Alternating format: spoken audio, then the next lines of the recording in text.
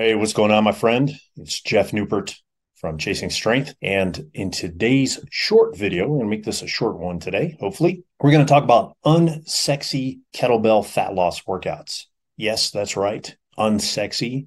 I am the king of unsexy workouts. So I just like plain vanilla workouts that do the job, right? No frills, no fuss, nothing. All right. So with that being the context and the background, let's pose the question, what's the least amount of work you can do and still lose fat from your kettlebell workouts? Now, I think that's a question that some of us, if not many of us, wonder routinely.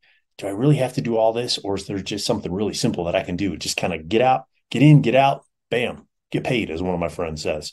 So especially this question rolls around in my head and some of my customers and clients' heads, like it's especially if we've just finished a strength cycle, right? And we packed on a few pounds or kilos that we deem unnecessary, right? They're unexpected.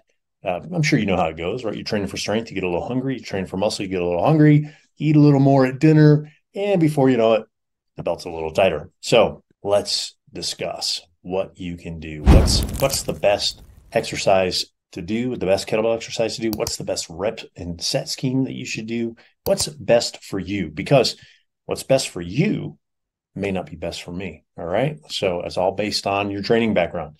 To that end, my general rule of thumb is to do the opposite of what your body is currently used to doing.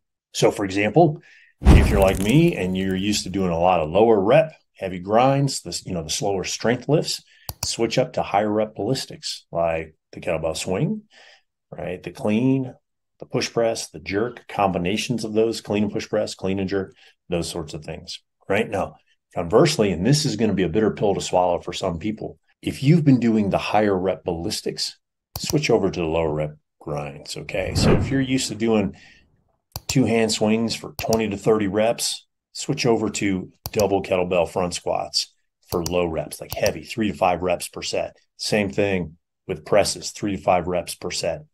So watch what happens to your heart rate, especially with those double front squats. It's a very interesting experiment. Well, what about if you've been using A plus A or AGT style workouts, right? A plus A is lactic and aerobic workouts, and AGT is anti-glycolytic training. So A plus A is a subset of AGT. All right. If you're in the Strong First community, you're probably pretty familiar with that, those types of workouts. Well, up the reps, cut the rest, or do both, going mildly glycolytic, or, maybe spend 2 weeks going really glycolytic. So you get that burning sensation and you feel like you want to throw up.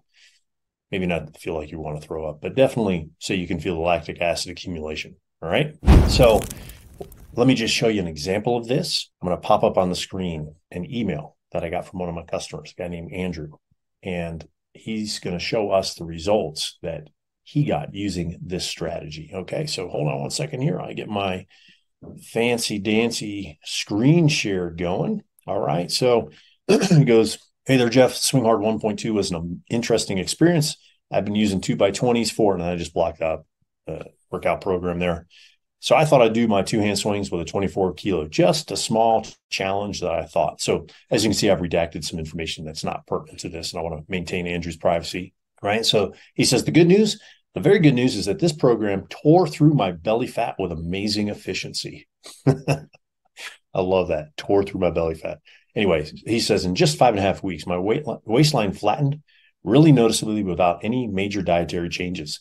Shirts and jeans fit better, and other people remarked on the improvements. This is definitely the best fat loss response I've had to any program, including distance running.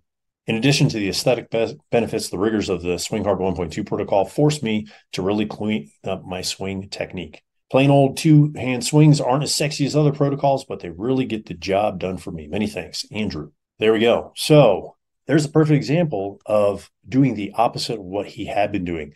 The program that he'd been using the 2x20 kilo kettlebells with was a slow strength kind of grindy type program. And he made the switch, and voila, hey presto, Bob's your uncle is my client Rob from the UK, from Yorkshire, likes to say Bob's your uncle. He also likes to say there's the badger. So there's the badger, right? So if your fat loss is stalled, give this strategy a shot for the next 4, 8, 12 weeks or so. And if you want to copy the Swing Hard 1.2 program that Andrew used, I'll put a link down here below the video description, and you can check it out. All right.